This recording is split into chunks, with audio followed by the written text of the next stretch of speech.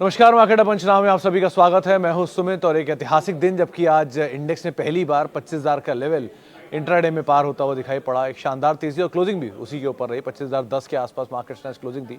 सो record level जो कि market ने आज होल्ड किए और उस रिकॉर्ड लेवल में हालांकि ऊपरी स्तर थोड़ी बहुत profit taking I, mid cap small cap में थोड़ी बिकवाली भी रही हायर लेवल से, लेकिन फिर भी इंडेक्स के अंदर एक अच्छी खरीदारी देखने को मिली।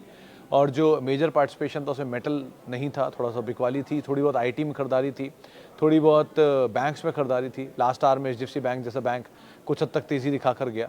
नंबर्स का रिएक्शन चल रहा था, ऑटो सेल्स के नंबर्स थे, तो नंबर से पहले ऑटो सेल्स के बाद 1% के आसपास ड्रॉप था। मारुति फर्स्ट हाफ में चल रहा था।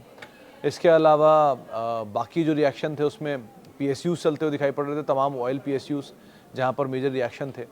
प्लस अदानी समूह आज ज़बरदस्त तेज़ी में था, तो अदानी एंटरप्राइजेस के नंबर आए, बढ़िया नंबर थे। प्लस उन्होंने वो एडजस्टमेंट की बात भी की है उनके फूड कारोबार को लेकर, सो उसका इम्पैक्ट रहा। अदानी एनर्जी सॉल्यूशंस इनका वो पूरा हुआ क्यूआईपी और उसके बाद ज़बरदस्त तेज़ी एक लंबे समय के बाद वो 1265 का जो क्रूशल जोन था उसके ऊपर जाके कहीं आज ये बंद हुआ पहली बारी। सो अदानी एनर्जी में खरीदारी थी। अदानी पावर लोअर लेवल से रिकवर होकर बंद हुआ। सीमेंट में हालांकि बिकवाली थी एसीसी अंबुजा में, लेकिन बाकी अदानी समूह के शेयरों में अच्छी खरीदारी थी। अदानी पोर्ट के भी नंबर काफ़ी अच्छे हैं। सो इस ग्रुप में आज अच्छी तेज़ी थी। बाकी मेटल में थोड़ा सा खरीदारी थी शुरुआत में, बाद में प्रॉफिट टेकिंग आते हुए दिखाई पड़ी। आईटी शुरुआत में फ्लैट था, बाद में खरीदारी आते हुए दिखाई पड़ी, स्पेशली टीसीएस में और एल&टी इन्फोटेक माइंट्री में। बाकी बिरला सॉफ्ट के नंबर्स का इम्पैक्ट था, वीक साइड पे थोड़ा कामकाज हो रहा था। सो स्टॉक स्पेसिफिक स्टोरी चली रही है मार्केट में, लेकिन अच्छी खरीदारी थी बाजार में। आज हायर लेवल से प्रॉफिट टेकिंग के बाद बंद हुए, लेकिन 25,000 का लेवल तो एटलीस्ट पार हुआ ही पहली बारी। अब आगे के लिए ट्रिगर्स में सबसे पहले तो अब अर्निंग्स ही खड़े हैं अगले 2 से 3 दिन। कल हफ्ते का आखिरी कारोबारी सत्र है और जो है और उसके नंबर्स भी आएंगे। बाकी एफएमसीजी कंपनियों के आज टाइटन के नंबर हैं, ब्रिटानिया के नंबर हैं, आईटीसी के नंबर भी थोड़ी देर में आने हैं। तो ये सब कुछ नंबर्स हैं जो कि बाजार कीनली वॉच करेगा। लेकिन अदरवाइज़ एफएमसीजी पैक के अलावा जो क्रूशल है वो है फार्मा, क्योंकि फार्मा में वैल्यू भी है और बाय भी हो रहे हैं। तो फार्मा स्पेस के ऊपर आप अदरवाइज नज़र बना के रख सकते हैं, जहाँ पे अच्छी खरीदारी देखने को मिल रही है। अकॉर्डिंगली स्टॉक स्पेसिफिक केसेस हैं, केस टू केस बेसिस पे मार्केट्स रिएक्ट कर रहा है। सो उस हिसाब से आपको अपनी रणनीति बनानी होगी। और अर्निंग के अलावा एक्सटेंडेड वीकेंड आगे के लिए जो ट्रिगर बनने वाले हैं उसमें कुछ यूएस से ट्रिगर हैं, मॉनसून के नंबर्स इंपॉर्टेंट हैं। ऐसे बहुत सारी चीज़ें हैं जिनको आप ध्यान रखिएगा, उनको भी आधार मान के मार्केट ज़रूर रिएक्ट करेगा। चलिए अब सवाल जवाब का सिलसिला शुरू कर लेते हैं और बातचीत कर लेते हैं कुछ सवालों को लेकर जो कि अलग अलग माध्यमों से आते हुए दिखाई पड़ रहे हैं। Sumit sir, good afternoon sir, please view on Dalmia Bharat और बजाज फाइनेंस। देखो कुमार साहब, ज़्यादा बेटर वैल्यू तो डालमिया भारत में है ऑब्वियसली, क्योंकि वो अगर मल्टीपल का लिहाज छोड़ भी दो, 40 के मल्टीपल पे कामकाज कर रहा है, लेकिन अदरवाइज आप उसे छोड़ भी दो तो ज़्यादा बेटर तो कैपेसिटी वाइज है। आप कैपेसिटी देखिए उसकी और कैपेसिटी देखिए जेके सीमेंट की, आपको एक मासिव डिफरेंस दिखाई पड़ेगा। 50 मिलियन टन की कैपेसिटी में वो 1 लाख करोड़ की मार्केट कैप कमांड करते हैं, या 48 मिलियन टन की कैपेसिटी में 33,000 करोड़ की मार्केट कैप लेके बैठे हैं। तो यहाँ पर ज़्यादा अच्छी वैल्यू का एक एडजस्टमेंट है। सो मेरे ख्याल से डालमिया भारत तो सीम्स बेटर। बजाज भी अच्छा है, लेकिन अगेन थोड़ा समय लेगा, क्योंकि बहुत समय से चलता हुआ आया, तो थोड़ा थकेगा, थोड़ा हाइबरनेशन में रहेगा, फिर चलेगा। वो हाइबरनेशन में बहुत समय तक एशियन पेंट रहा, आज 3100 आ ही गया ना, धीरे धीरे स्लोली स्टेडली चलते चलते पहुंच गया, पता भी नहीं चला। कभी वो 2700-2800 पे एशियन पेंट पड़ा रहता था। सो इवन एचडीएफसी बैंक अब 1600 के नीचे नहीं जाता, 1640 1650 आ जाता है घूम के ऊपर, या इवन टीसीएस 4000 के नीचे नहीं जाता। सो ये जो शेयर हैं एक समय तक चलते हैं, फिर थोड़े दिन के लिए हाइबरनेशन में चले आते हैं, फिर वापस चलना शुरू हो जाते हैं। क्योंकि वही अगर पेशेंस है आप में तो आप बने रहिए बजाज फाइनेंस में। एल्स अभी के लिए तो ज़्यादा बेटर डालमिया भारत है। हेलो सुमित जी, लुपिन पर आपकी राय एंड उसकी अर्निंग रिपोर्ट के एस्टीमेट कैसे हैं, if any idea? No Chaturvedi sir, मैंने अभी तक लुपिन के एस्टीमेट देखे नहीं है। कि होता क्या, जब अर्निंग आने वाले होते हैं उससे एक दिन पहले आप देखते हो या 2 दिन पहले आप देखते हो। सो अभी तक तो नहीं देखा मैंने, लेकिन लुपिन से बेटर फार्मा कंपनी अवेलेबल है मार्केट में। आप डॉक्टर रेड्डी को देखो, सबसे पहले सबसे ज़्यादा वैल्यू उसमें है। देन एल्केम लैब, वहाँ पर अच्छी वैल्यू, इवन नेटको फार्मा बहुत अच्छी वैल्यू है वहाँ पर भी। ये 3 कंपनियाँ देख सकते हो आप फार्मास्यूटिकल में, अगर आप लॉन्ग साइड पे देख रहे हो तो इनसे बेटर एटलीस्ट सिचुएशन है उनकी वहाँ पर। I have few Birla soft at 600, I bought few more at 655, can I buy more in bulk? Indegene और ऐड कर सकते हैं, Adani port double, thank you. देखो गर्ग साहब, अदानी पोर्ट को आप लॉन्ग कर सकते हो, होल्ड भी कर सकते हो। अच्छे नंबर आए हैं और बहुत स्ट्रॉन्ग नंबर कंपनी ने आज पोस्ट किए इनके एबिटा फ्रंट पे या प्रॉफिटेबिलिटी फ्रंट पे। सो बढ़िया कंपनी है, आप आराम से अदानी पोर्ट में बने रह सकते हो, नीचे मिल जाए आप और पोजीशन ऐड कर सकते हो। बल्क किसी के लिए नहीं एप्लीकेबल है, ना अदानी पोर्ट के लिए, ना बिरला सॉफ्ट के लिए, ना इंडीजीन के लिए। इंडीजीन एक बार को थोड़ा बड़ा चंक हो सकता है, लेकिन बल्क तो नहीं वो होगा इसको, क्योंकि बल्क तब होता है जब बाजार में फियर एडिट्स ग्रीड हो। अभी फियर कहाँ है फियर? अभी तो कहीं फियर का आता पता ही नहीं है, अभी तो सिर्फ ग्रीड ही ग्रीड दिख रही है। आप खुद देखो 26,000 करोड़ रुपए अदानी एनर्जी सॉल्यूशन या QIP में रेज हुए हैं, सारे ए ग्रेड के नाम है, SBI से लेके GQG से लेके all good names, what you can expect. 100 का मल्टीपल है अदानी एनर्जी सॉल्यूशंस का, उसके बावजूद 26,000 करोड़ रुपए रेज हो गए। तो आप खुद ही सोचिए, इतना मास फंड रेज हो रहा है QIP में, और एक से एक ग्रेड फंड्स आ रहे हैं और इस प्राइस पर आ रहे हैं, जबकि वो प्राइस को सब लोग कहते हैं कि 100 का मल्टीपल महंगा होता है। तो कहाँ ही फियर दिख रहा है अभी आपको। सो लॉजिक पे अगर चलेंगे तो फिर कुछ ही नहीं मिलेगा। बेटर है थोड़ा तो आप एग्रेसिव होइए, लेकिन ये ज़रूर कहूँगा कि स्केप्टिकली स्टॉप लॉस को भी साथ रखिएगा। बिरला सॉफ्ट अच्छी कंपनी है, इस क्वार्टर के नंबर वीक हैं। उन्होंने कल अपनी कमेंट्री में मेंशन भी की है कि हमारे शायद नियर टर्म क्वार्टर्स में इश्यूज़ रहेंगे। ये 2-3 क्वार्टर पहले उन्होंने बोला था कि कमेंट्री में वीकनेस की बात की थी। लास्ट 2 क्वार्टर में वो रिफ्लेक्ट नहीं हुआ, इस क्वार्टर में रिफ्लेक्ट हो गया। सो वीकनेस तो है, थोड़ी सी प्रिवेल करेगी 1 से 2 क्वार्टर। आपको नीचे के लेवल्स और भी मिल सकते हैं अगर बाजार का फॉल आ जाता है तो अब वहाँ पे ऐड कर लो, ज़्यादा बेटर है। अभी के लिए एटलीस्ट आप आउटराइटली लॉन्ग किसी में मत जाओ। इंडीजीन सीम्स बेटर, कहीं 580 570 मिले, थोड़ा थोड़ा क्वांटिटी आप बढ़ा सकते हो। Sir, which stock has revenue from international space and good for very long term? International space मतलब स्पेस सेंटर, इंटरनेशनल स्पेस मतलब एक्सपोर्ट ओरिएंटेड सेक्टर्स। तो उसमें सर महाराष्ट्र सीमलेस के हैं, वेल्सपन के भी हैं, लेकिन ज़्यादा बेटर इन दोनों में अगर आप जाओगे वैल्यू जिंदल 100 है तीसरा, क्योंकि जिंदल 100 भी पाइप्स में है। 2 महाराष्ट्र सीमलेस सबसे सस्ती है, लेकिन इस क्वार्टर के नंबर बहुत ख़राब थे, तो एक बार को इसलिए उसकी री रेटिंग होकर वैल्यू महंगी हो ही जाएगी। सो बेटर इज़ जिंदल 100, उसकी वैल्यू उसी के आसपास ही है, तो उसको आप देख सकते हो। अदरवाइज वेल्सपन में कुछ बड़े फंड्स आए हैं, कुछ बड़े HNIs आए हैं, इसलिए वो चल रहा है आजकल। Adani power, Adani port result. Sir, Adani power के रिजल्ट कल आए थे, नंबर इनके भी अच्छे थे, पोर्ट के रिजल्ट भी अच्छे हैं। देखिए आज शाम को कौन कॉल होंगी, पोर्ट की तो होनी होनी इंपॉर्टेंट है। इनफैक्ट पोर्ट और एंटरप्राइज की भी होगी। ज़्यादा बढ़िया तेज़ी एंटरप्राइज में आ सकती है।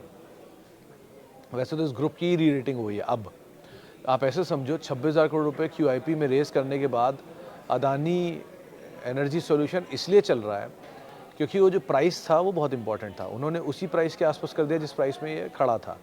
बहुत लंबे समय बाद इसने 1265 का लेवल आज तोड़ा है, और ये सबसे बड़ा ब्रेकआउट था पिछले कई सालों से।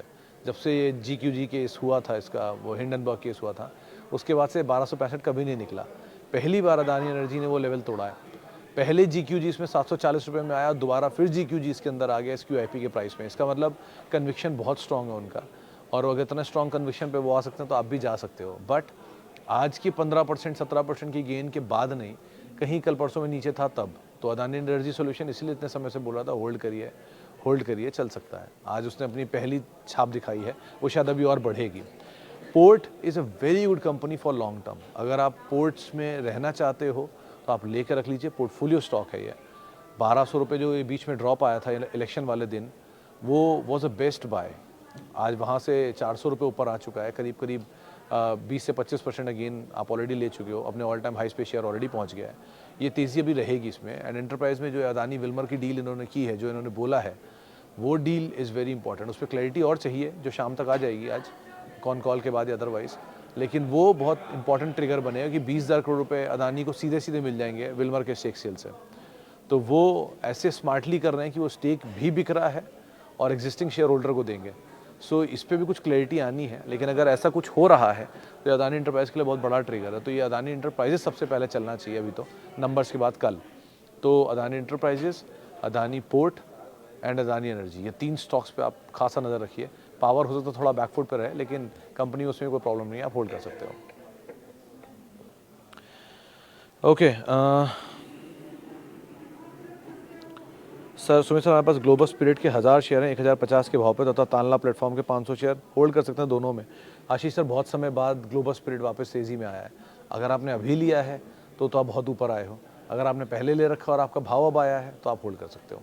अभी लिया है ऊपर क्यों बोल रहा हूँ, 700 रुपये से 1000 रुपये चल चुका है, तो 30% गेन ऑलरेडी आ चुका है। और अगर पहले का लिया हुआ है और अब आए हो ऊपर, तो आप ये समझो कि यही शायद रेजिस्टेंस होगा, यहाँ से ब्रेकआउट की उम्मीद लगाइएगा आप। सो इसलिए आप बने रहो अभी तो, and just wait and watch कैसे क्या काम करता है, अभी के लिए एटलीस्ट बने रहो।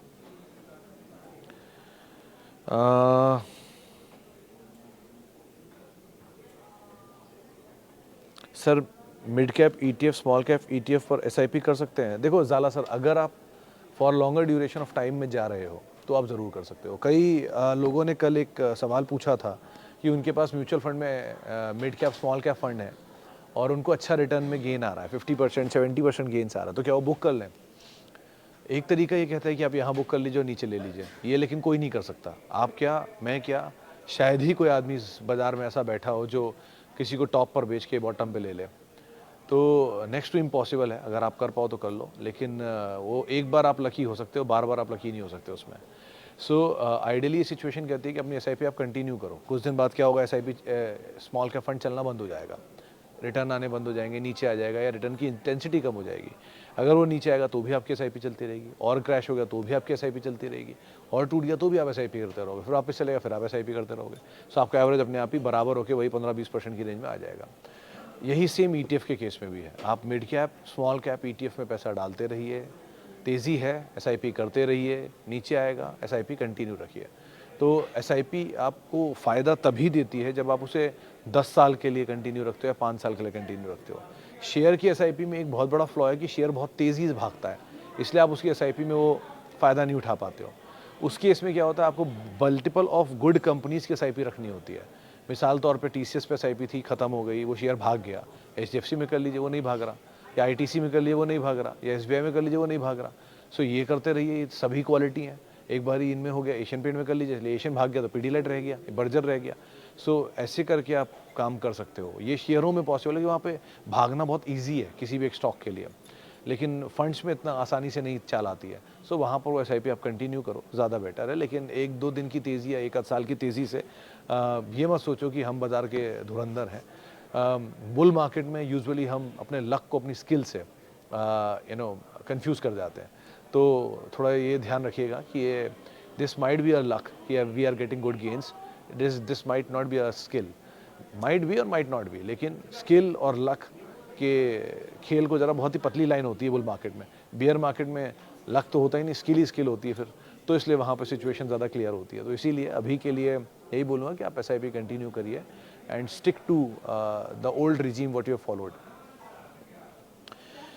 ओके जी, आगे बढ़ते हैं। और सर आप हमारे लिए पूरी स्टॉक मार्केट यूनिवर्सिटी हो? नहीं सर, ऐसा कोई गलतफहमी ना मुझे नहीं है, तो आप भी मत रखिए, सबसे बढ़िया यही है। और हर्षा इंजीनियरिंग सर, हाल की लिस्टिंग है तो बहुत ज़्यादा इसके नंबर्स अभी अवेलेबल नहीं है। अभी के लिए तो आप एटलीस्ट बने रहो, but keep an I on numbers, जैसे जैसे तेज़ी आए या कामकाज हो उसके हिसाब से आप कॉल लेना, क्योंकि जब कोई पुरानी लिस्टिंग होगी तो फिर भी एक बार उस पर कॉल लेना आसान होता है, लेकिन क्योंकि उसमें नंबर्स आपके पास अवेलेबल हो तो कई सालों की, कई उतार चढ़ाव के बीच के। लेकिन कोई नई लिस्टेड कंपनी है, उसके 4 क्वार्टर के नंबर, 3 क्वार्टर के नंबर होते हैं, उसमें बहुत कुछ मिलता नहीं है करने को। सो आप बहुत समय के लिए फंस जाते हो। जैसे आपको एग्जांपल देता हूँ, ये एकुम करके जो कंपनी का IPO आया है, ये अभी लॉस मेकिंग है। तो कल किसी से बात हो रही थी, वो बात बोले कि एकुम की जो नंबर्स हैं वो इस क्वार्टर में नहीं है, क्योंकि उन्होंने एक कंपनी खरीदी थी, उसमें उन्होंने एक अर्नेस्ट मनी पहले से डिपॉजिट कर रखी है। तो जैसे ही अगले क्वार्टर के नंबर देंगे, वो डिपॉजिट वापस आ गया, वो नंबर में रिफ्लेक्ट हो जाएगा और एक्चुअल नंबर आ जाएंगे, तो नंबर बहुत तेज़ी से बढ़कर आएगा। सो आपको लगेगा ये नंबर बहुत अच्छे हैं और सब लोड कर लोगे, फिर वापस कहीं नंबर उतने अच्छे नहीं है, फिर नीचे आ जाएगा शेयर, जो लक्ष्मी ऑर्गेनिक्स में हुआ था।